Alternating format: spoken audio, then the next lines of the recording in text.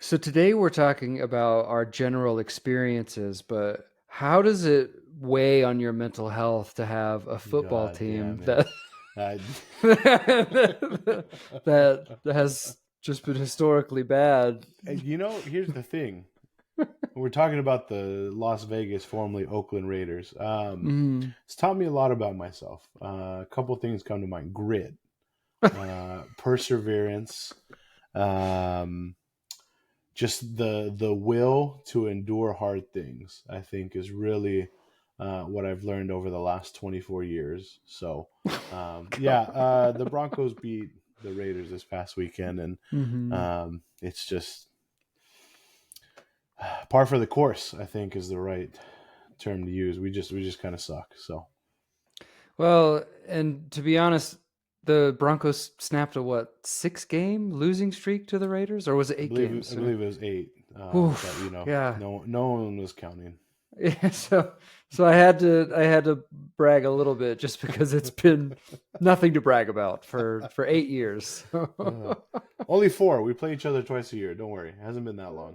Oh yeah, that's what 8 years ever since Peyton Manning left. We've been really bad too. I think we haven't had a Broncos haven't had a winning season since the old sheriff moseyed on out of Fair, town. yeah, a light trot out of town Yes, because he was moving gingerly at that point. oh man, yeah, he could barely move his neck. True. Well, we're not going to just talk about the Raiders and the Broncos because that would be awful, and there really wouldn't Hmm. be much to talk about, especially in recent history. But what we did want to focus on for today is just the mental health provider experience, and just really kind of just have a longer discussion between Justin and I of just what we've seen over the last, I say about 5-ish years, but we can go a little further. And I think the number five, really comes from the fact that next month we're going to be 5 years old. The show will hit its 5-year anniversary. And I think a lot has changed since November in 2019. And I want to make that very clear. We were a pre COVID podcast. We started way before all the other people, and we're still going. So pre COVID, do not lump us in to the group of the COVID podcasters, but we started before, not long before, but far enough before where, yeah, a shit ton of things has changed. We mentioned a lot, but our humble beginnings, mostly mine, with my cheap Amazon microphone, it is really just wild to see how far the show has come from the start to now. Just the amount of listeners and supporters we continue to get is super cool. We're excited to just kind of see what happens in the next 5 years. I think over the last 5 years, and even before that, I know for me, I've been out of school and working for 7. But really, over the last 5 years, a lot has changed, right? COVID, I think, really did a number on everything and probably sped a lot of things up. But really, a lot of things in our field, both in the therapy field and in the psychiatry field, a lot of things have changed. So really, we just kind of wanted to talk about the experience. We wanted to reflect for a little bit, reflect on the last 5 years of the show and the last 5 years of our career, and just kind of think about how we got here, what we've seen, and just even to think about what might change in the future, because things can change pretty quickly. I think that's one thing we've seen, is that things can change very fast, and without a whole lot of warning. So yeah, we just wanted to talk about our experience. We'll have a nice discussion of different questions. We even have one from one of our listeners from our Instagram post yesterday. So yeah, without further ado, here's our discussion. So yeah, give me a little bit of an overview of your career, especially over the last 5 years, and because I know you've had a couple different changes in jobs. You know, you personally have had a couple of different changes. So yeah, tell me where you've been in the past 5 years. Yeah, I got to do the main first job that a lot of therapists have, which was in community mental health. Overworked, underpaid. It was fine. It wasn't that bad. I honestly, like, if it wasn't for COVID, again, COVID popping up, who knows how long I would have stayed, because I did really like the job I was at. I did really like the people I was working with, my clients. There was something about working with primarily Medicare or Medicaid uh, clients that was fulfilling for me, that I did really enjoy, to get to just provide these services for families. We were even I can't remember the acronym off the top of my head, but we were this like approved site for this national program where if you do 2 years of licensed work, you actually get a chunk of your student loans paid off. Hmm. And I was fully willing to do that, but COVID changed a lot of things, and I had to kind of change my priorities and what was important to me. So, after those few years of working in community mental health, I switched to a nonprofit hospital, which again I really enjoyed. I thought it was really cool. I got to specialize a little bit, and not even a little bit, a lot in eating disorders. But again, things change, and that's kind of just shifted me to here, where I'm at now at the high school, as the title is the licensed mental health specialist. I just tell everybody I'm the school therapist, but yeah, I think a lot has changed career wise of just like priorities and thinking of like what is the best for me. That feels weird and it feels a little selfish as like a therapist. Like, should I really be thinking about myself? And I think for what I tell a lot of my students as an adjunct professor, you should think about yourself and you should think about what's important to you. So a lot has changed for me. I think work-life balance is one of those things. Time off is one of those things. I've had an opportunity to leave, to go make a little bit more money. But that would have changed a lot of things in terms of like work-life balance and time off. So it really helped to tell me like what was important to me, and the importance of work-life balance and time off. So I think that's one of the biggest things that's changed is just my priorities in terms of a job and where I'm working, and a career. That was a little bit of rambling, but yeah. What about you, Justin? I wouldn't say it was rambling. And I think for as someone who knows you pretty well, I think you're in the perfect job. I think kids gravitate towards you. You've got such a magnetic personality, and I think you're just doing a really good job with those kids there. So I'm really happy you're there, and Appreciate I'm you, my happy you're friend. enjoying it too. Thank you. But oh my God, what hasn't changed in my life in the past 5 years? Um, Personal life wise, I got married in 2020, COVID wedding. We were supposed to have this giant wedding with like over 200 people, and then we ended up just paring it down to just the bridal party and immediate family. Yeah. I got married in 2020. I had a son in 2023. Liam's a year and a half old now. It's Oh, crazy to damn. think. Time flies. He is talking like crazy. He's learning words left and right. People probably don't want to hear me talking about my son too much, but he's really obsessed with planes right now. And we live Oh. right next to like a small airport. So there's always these little planes flying all over the place. And every time he hears any sort of motor, he can't say P's or L's yet. So he'll just Mhm. point to the sky and go, Wayne? We're That's like, right. nope, Yeah. that's a leaf blower, man. That's not a plane. And then he'll No, hear it's a something else. Wayne. And, Wayne? It's pretty cute. He's a pretty special kid. But career wise, a lot has changed too because we started this. I was in my second year of residency. I ended up doing 5 years of residency. And then I just Yeah. completed my first year of being an attending. And one thing I wanted to throw out too is I know we have a lot of people who are interested in going into mental health one day. If anyone has any questions about the journey to Yeah. becoming a psychiatrist, because it is a pretty long road, but it's a great road and you learn a lot. And it's a lot about self discovery and learning about who you are so that you can help people with themselves a lot better too. So if anyone has any questions or ever wants to know about that process, like shoot us a message, send us an Yeah. email, slide into our DMs, whatever you need. I recently tried to slide into the DMs of Raygun, the break dancer from Australia, because I sent Immediately her blocked. yeah. She hasn't messaged me back, but I was like, you know what? She faced a lot of hate and for just dancing. I don't think she was trying to offend anyone with her dancing. And so I was like, I bet you have a great story to tell, but she didn't apparently see the message. I'm sure she would have replied if not. But honestly, and being on my own, being like a full doctor, not having like anyone above me, checking charts, checking everything, has been good. It's been nice. It's been freeing in a lot of ways. It's been nerve wracking in a lot of ways because Yeah. there is a lot more responsibility on my shoulders, and a lot of these things do fall to me. But I was just thinking about it the other day. I was thinking about some of the patients that I have, and I felt this like overwhelming feeling of like love and connection. And I was just like, Mhm. that's awesome. How many jobs do you actually get to connect and feel like you're actually getting to know young people and hopefully making a difference in their lives, giving them a safe place to be themselves, to work Yeah. through their issues? And so uh, I am so lucky that I get to do what I do. And that gratefulness is a really important part of mental health too. Yeah. Yeah. What do you think, like, because it's crazy that you mentioned that was your second year of residency. Like, that's fucking wild. Yeah. Like, time has fucking flown.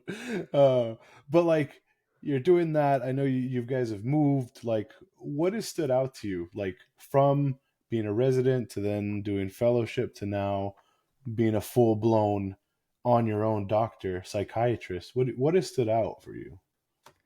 The This job is somewhat emotionally difficult, and you have to learn how to manage it and deal with it in healthy ways. Yeah. Because, yeah, I've got some unhealthy coping mechanisms out there too, but boy, I've really had to learn how to get out that sadness, how to not take these things home. And by no means am I perfect yet. That still sometimes I come home and I am exhausted, Yeah. and sometimes, especially like right when school starts, is always the hardest time Hmm. because everyone's really struggling. There's lots of stress with school, and it's easy to let it get to you and get you down. So just learning how to take care of yourself and the Hmm. importance of it, because you can't help anyone if you're struggling. If you're drowning too, you can't help anyone get out of the water. Yeah. Yeah. How about I think you? that's In a good all point. in all the stuff that you've done with kids and working in the high school and all these different Hmm. settings, like what do you think stands out? What's the biggest learning thing? I think kind of along the same lines as you, and like not to. I kind of want to give us a little bit of a different answer, but just so we can have some multiple answers for any of our listeners. But I think for me was learning the importance of time off. I Yeah. just hadn't thought about that, and I hadn't like experienced a job that had so much time off. Like if you remember back when you were in school, it's not like we were missing school all the time, but you think of a typical school year. We start end of August, in September. You have Labor Day right away. You go into October. There tends to be some kind of in service day or some kind of random day off, which actually is this Friday for us. You go to November, you have Veterans Day and you have Thanksgiving break. December, you have holiday break, winter break, Christmas break. January, you have MLK Day. February, you have President's Day. You get into March, spring break. Like there's just so much opportunity for time off, and I just hadn't had a job where that was something that I had. I had my days off when I worked for the county in the community mental health clinic. I would have like the federal holidays off, but then other than that, I'm working Monday through Friday or Monday through Thursday when I had my 410s.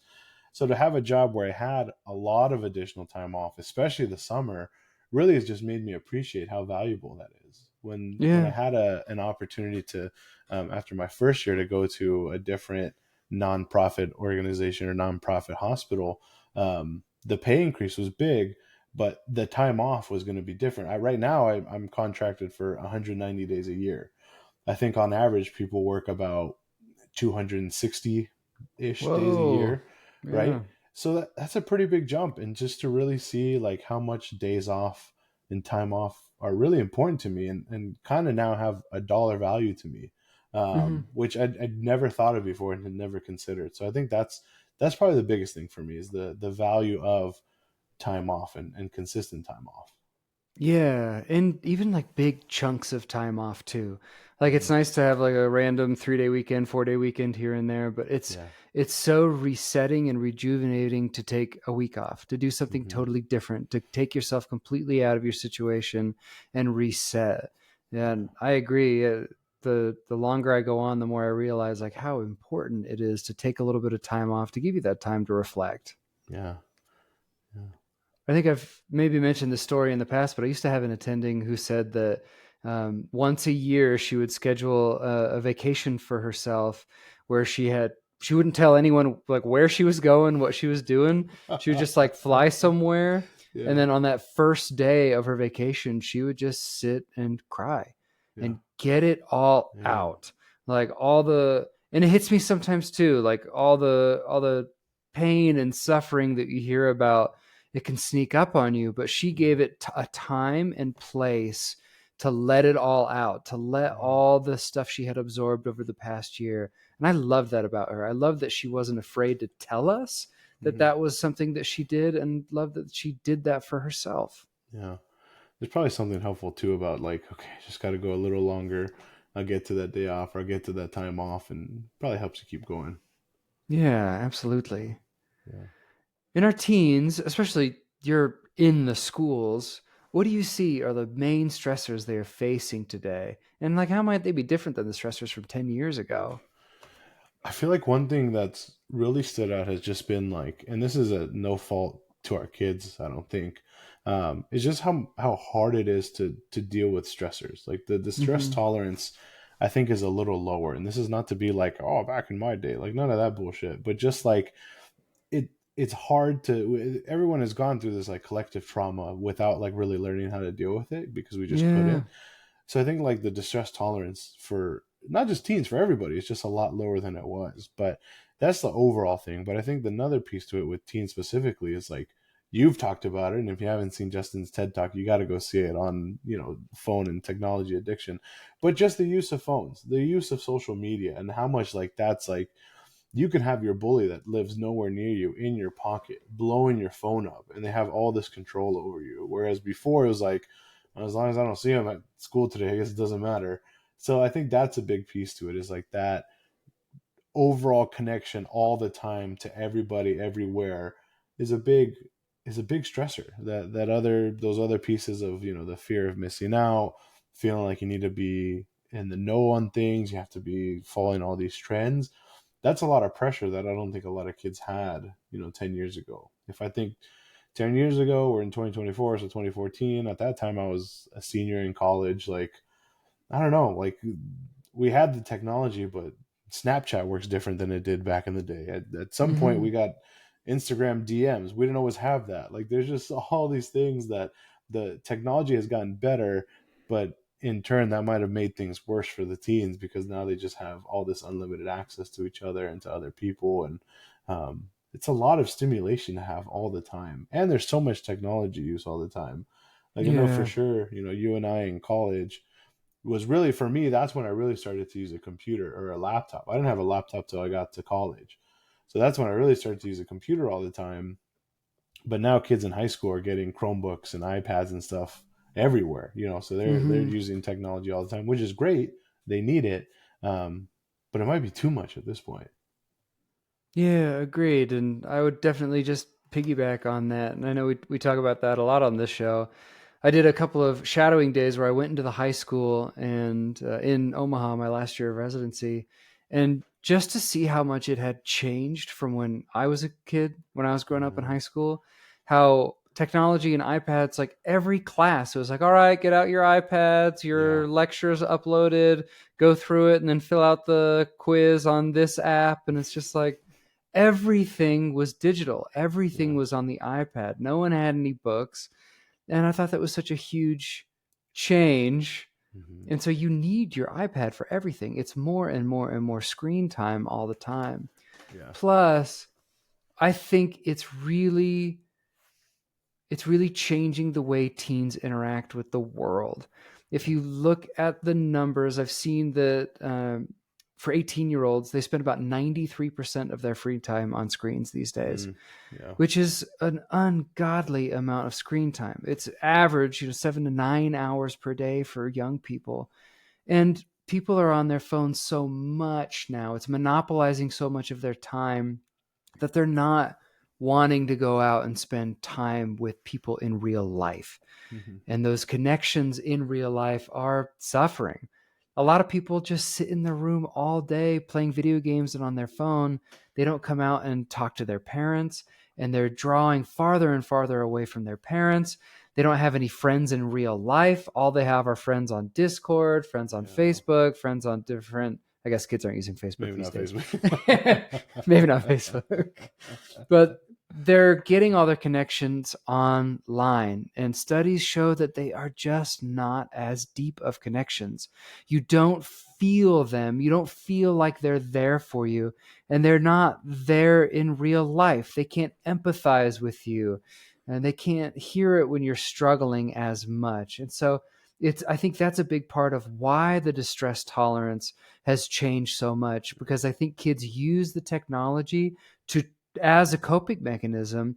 If they're stressed, if they're angry, they go on their phones. If they're Hmm. sad, they go on their phones. They don't go to look for help in the real world anymore. They're just learning how to cope with their phones. And that's not as effective. It's not real world skills like kids used to have to build. Yeah. I'll take it maybe not a step further, but something I think that is related too is that if you've seen, I've seen a lot of like articles and not so much studies, but just articles come out with where like school attendance is suffering. Like kids Yeah, are big attending time. school a lot less. And I think one thought on how to fix it is we just need to make school more engaging. And I don't think that's the full picture. I think we need to make school less accessible digitally. I think Yeah. that's a big piece of it. I've had number of students over the last few years who are just like, yeah, my attendance sucks. I don't go to that class, but I don't need to. I can just check Canvas or I can check online and I can get the assignments and still turn it in. So I think because of COVID, we made everything as accessible as possible. Now it's still the same amount of accessible, but we want kids to be there in person. And because of that, it's accessible. I don't have to go to school. So I think we've almost gotten too far to one side. We had to for a little bit, but now maybe that can help with like that kind of stressing the importance of in-person connection and participation and not so much well I just turned in the worksheet so I'm good to go. Yeah. And I have worked with a couple of different families where, kid has social anxiety Mm-hmm. and they call their parents all the time or they text them in school all the time and say, I'm so anxious, please take me out of school, Yeah. take me out of school, take me out of school. And parents eventually do it. And then they're like, oh, this is just too hard. Let's put them in online school because it's just going to be easier for them. It's like, Yeah. yeah, it's easier, but you're missing so much social development if you just homeschool. Mm-hmm.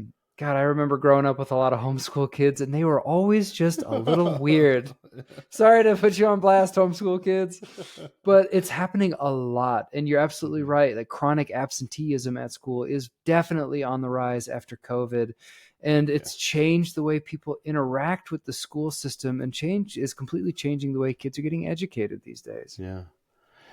Semi on the same, not even semi, along the same lines, COVID, right, has Yeah. basically put us in this position. But what kind of changes have you seen, as a psychiatrist, specifically because of COVID? We've mentioned like online school. What else have you seen? I would say one thing that's actually a positive is that people are more open and accepting of doing online and teletherapy and Yeah, telemedicine. So I yeah, think that's a good thing because, especially working in a place like Wyoming, there is not nearly enough providers, and being able to do telehealth makes sure that more people can get more help. yeah, But COVID just caused a lot of different changes. And because kids were out of school for so long, a lot of them didn't get the services that they need, even, speech, PT, OT. A lot of yeah, those things had to cancel over COVID. And so kids were way behind. I remember listening to one piece on NPR after COVID that just showed that kids lost a lot of ground in school, and it doesn't look like they're going to make it up. Like they're yeah. just behind because of COVID in terms of academics, in terms of social skills. And now we're just like throwing them out into the world and saying, good luck. Good luck. Yeah, yeah. Yeah. I think definitely like the rise of online school for me. Like I see a lot more kids. I It's probably because I've been out of high school for so long, right? Up until these last few years, but just the amount of kids that like just go to online school just seems like a Mhm. huge number to me. Of like, has this always been this way? And it's probably not. Like I think COVID is a big piece to it. I think the point of telehealth is great. I think telehealth is a good opportunity for people. I remember, having a patient that when I was in a different job that lived in one area of the state but needed was able to get the correct specialized services that was in a different part, but they were able to get it through telehealth, which I think is Mhm. great. Here's the one issue, or maybe more than one issue, I think that I've seen though, as someone that does a lot of care coordination and tries to find available therapists for students and families, is that we've maybe gotten too much telehealth. There's a lot of people that want in person, but it seems like providers that provide in person therapy feel few and far in between. And Yeah. then along the same lines is, and I get there's a certain piece that, we got to hold insurance companies accountable, and they're kind of putting us in this position. But to the amount of therapists that just take zero insurance and only do private pay, and then their private pay is $200 an hour. I'm all for people making whatever amount of money to live their life. That's great.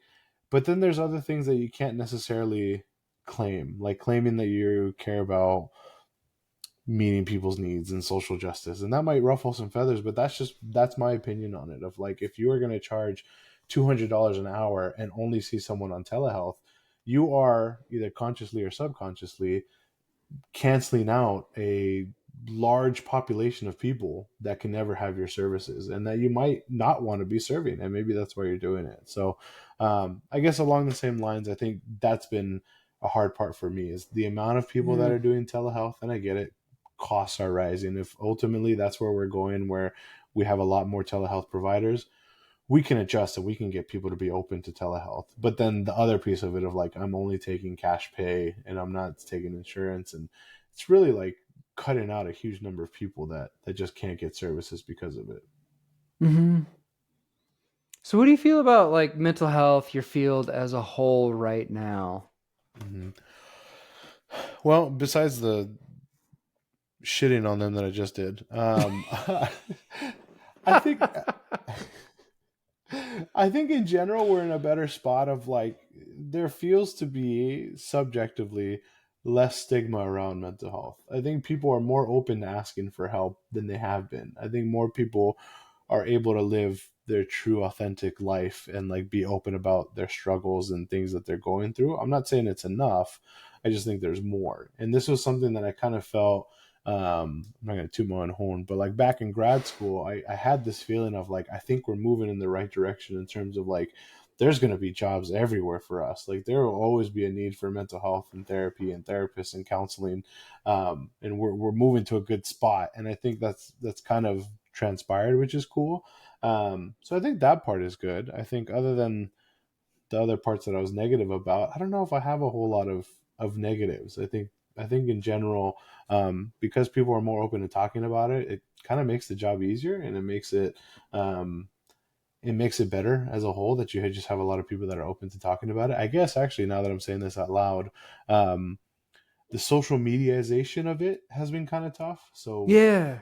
like, maybe not necessarily overdiagnosing, but just like the talking so openly about like, this is what this is. Or you have people on TikTok who are like, I'm an ADHD coach. And it's like, what the fuck does that mean? And like, Hmm. you don't know what you're talking about. Or you get like, I'm a relationship coach, and it's like, you gotta like, it's hard because you don't have enough time to educate people on like, you really need to be careful about what kind of advice and support you're getting from people online, especially that don't have the correct credentials. And if you Yeah. notice, the people who are out here like giving you specific things to do and tips and this and that are not licensed medical providers, because we're not allowed to do that.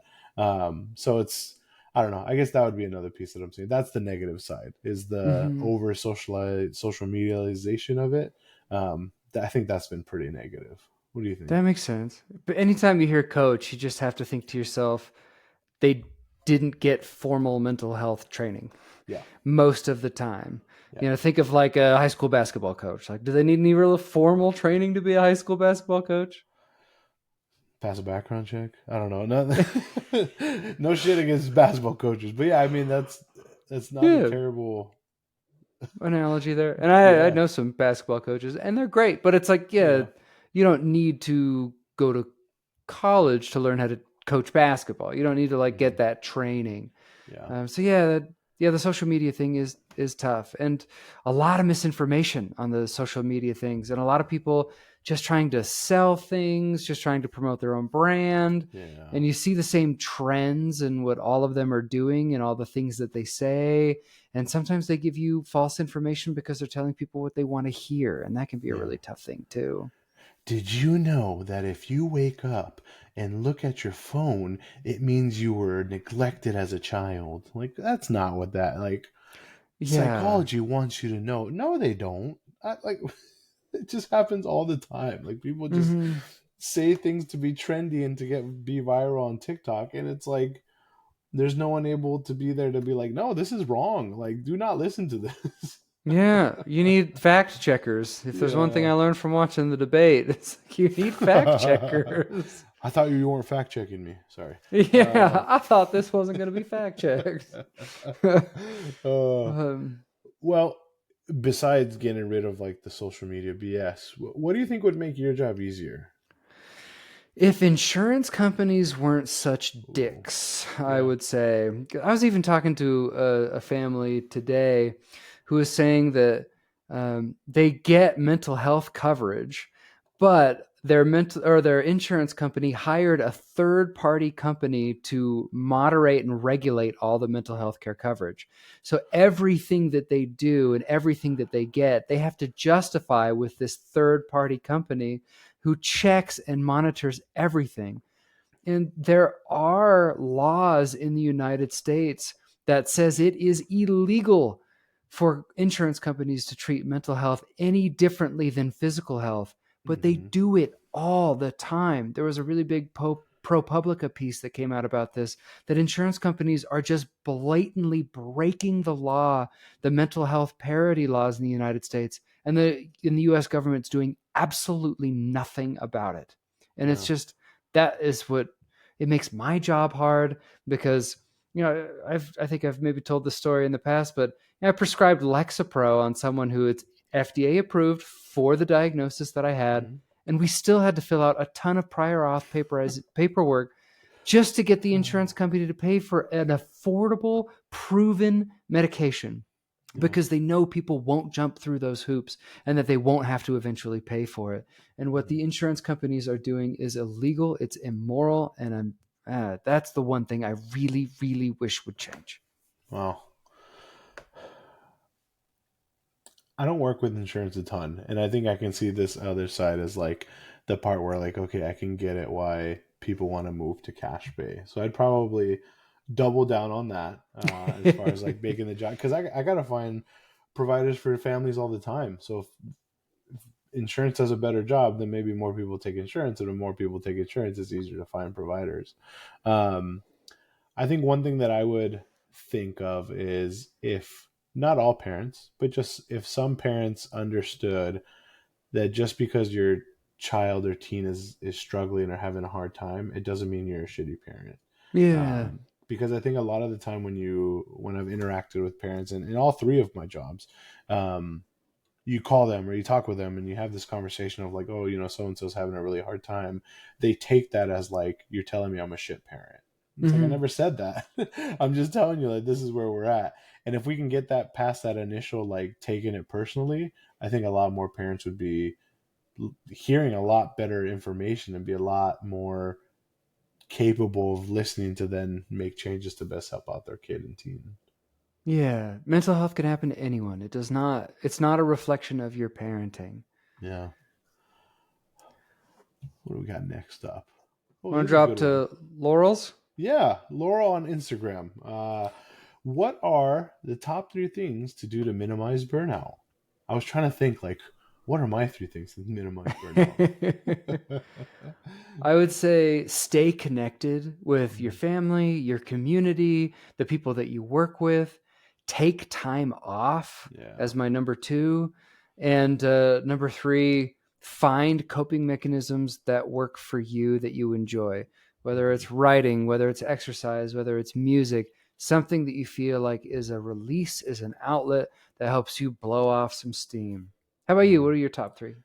I think along the same lines, like self care for sure. Things that make you happy and make you feel better. Not keeping things all to yourself, like not just struggling through it with yourself. Because I think if you, and I think I've struggled with this before, like if you just keep something to yourself and you're not saying anything, then you almost start to feel like a sense of resentment towards people around you, of like, why aren't you asking? Or like, why don't you care that I'm struggling? But it's like, they don't know that you're struggling. We only Yeah. know what we know. So that's number two. And then number three, hmm know when it's time. If I want to come up with something different, know when it's time to like move on. And I think of that in terms of like a job, like knowing when Mhm. it's time, like, okay, maybe I should consider something different. Like this is, I've given it a chance. I don't want to quit on anything. And I've probably reached the end to where this is just it's not going to get any better. So I should try something different. Yeah. This coming from the guy who's been a Raiders fan for 24 years. God damn Sorry. Cut the show. Cut the cameras. It's time to move on, Oh, Eddie. this is different. This one's Yeah. different. I think it shows that you've got a lot of loyalty. You got a lot of passion about your Grit, team. perseverance, everything we started with the show with. And it all comes around. Oh. Do you bring your work home with you? Does it Oh. get to you? Good question. I tell this story a lot to like students and like just like on when I knew it was time to like figure something else out when dealing with work stress. It was Thanksgiving break 2016. I was an intern. I was working. I was also working at the time, but I was interning with the juvenile department, and I was just having a hard time because my clients were just not doing a great job. They were struggling, and I used to like measure my self-worth or my worth as a counselor in training off of how well they were doing. Well, one of my clients the week before, or sometime before Thanksgiving, got in trouble again, and they ended up, facing a pretty severe consequence. And I remember actually going to Dana's house after and having like all of us were there for like a Thanksgiving get together, and just having the worst attitude about it. Not trying to, but struggling so hard. I'm with my friends. I'm having a good time, but I'm not having a good time because my client's not doing well. They're struggling, and I'm just thinking about how much I could have done something better. Looking back on it, I couldn't have done shit better. I did the best I could. Ultimately, they have their own decisions to make. But that's the story I tell of like sitting there Thanksgiving with my friends, not having the best time because I'm letting this impact me outside of the office. Yeah, it's hard not to. Yeah. Especially because you do care about your patients and you do want to see them do well. And sometimes it's really hard. And I have to tell myself all the time, like, you can't save everyone, that you can listen, you can help them, you can lead them to water, but you cannot make them drink. And that's okay. Like, you do your best, but if you have the goal of saving everyone, you're going to drown in the water with them. No, 100%. Yeah. Oh. And since we're getting a little low on time here, what's your favorite part about working with young people? Because we've talked a lot about how much we love this young generation. There's a lot of great things about Gen Alpha, Gen Z. Yeah, what do you think? What are your favorite parts? I think to go back to something you just said, like, we care. Like, this is our technically on a like really basic level, we get paid to care. Like, that's kind of how it goes. But the thing is that like we genuinely care about the work that we do and the patients and the clients and the kids we work with. And if we didn't, we would choose something else to do. We would find a totally different job. So I think that's one thing I wanted to like reiterate with what you said of like, this is what we like to do. Like, we love doing this. Like, this is the work that we enjoy. I think in terms of favorite part of working with young people, it's just the getting to hopefully be one of the adults that believes in them, that lets them know like things can be okay even after really shitty times. And to just kind of be like that cheerleader for them and to let them know like, I believe in you. I think you can do it. Like, you've got this. I'm proud of you. Being able to tell kids like I'm proud of you, I think makes a huge impact on them. And I enjoy being able to have that opportunity. I think I'm in a unique position of just getting to work in a high school. So I see these kids on more levels than just in my office. I see them at sporting events, performing arts, all of these different things, club events, whatever it is. So I think getting to do that and to get to be, just a positive impact in their life and like a positive adult, I think is really special. That's cool. Yeah. I love the fact that I learned so much from young people. Skibbity toilet. Sorry. Yeah, that's one of them. That's sure one of them. I heard a patient say that something was sigma the other day. And I was like the Greek letter? Like, how does that make any sense? So she had to explain that to me. What's a Greek letter? They would say. I know, right? They're like, uh, it's just something we say. yeah. But it's fun being able to learn and compare it to what we were doing and all the new Mhm. lingo and slang that's totally normal to us that they're making for themselves, and they're Mhm. making a whole new generation of what they want this world to be. And it's cool to be able to guide them and show them and listen to them and be that support. Like you said, I love being a cheerleader for kids. Um, but it's fun seeing what art they're into, what music they're into, what Mhm. movies they're into. And with the internet, these young generations are so eclectic. You Yeah. never know what they're going to hear or what you're going to hear, what they're going to say they're into these days. Like, they're wearing Rolling Stones shirts and Beatles hats and like all this Mhm. cool stuff that I was into when I was a kid. I'm like, okay, kids still like this kind of stuff too, but Yeah.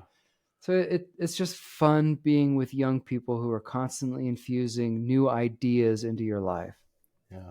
Yeah. I think of it as just a privilege to get to, like you said, to learn from them, be a part of their life, and get to share that space with them. Because I know Mm-hmm. for kids and teens, it could be really hard for them to find adults that they trust and feel comfortable enough sharing. I think too, anytime a student comes in and like, I just have to tell you this, or I thought I thought of needing to tell you this, like I just had to come in and tell you, like that kind of stuff is Yeah. important to me and impactful.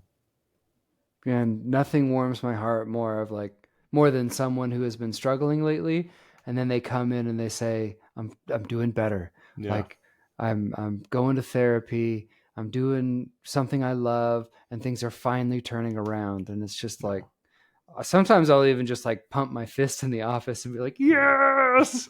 Let's So go. let's go. It's just such a good feeling to Yeah. see a young person who's been through a lot do Hmm. well. Yeah. I'm no stranger to the quick, quiet flex in my office after you find out that one of your kids did something well or they're doing better. I'm right there with Yeah. you. Oh, but Well, this was thanks for fun. talking with me. Yeah, that Yeah. was a good convo. We Yeah. do a lot of structured episodes with lots of teaching. It was nice to just have something a little bit more conversational and pick each Yeah. other's brains a little more. Yeah, we have some exciting stuff coming up. We have a really exciting interview. We'll save the guest as a secret, but I'm excited for that one.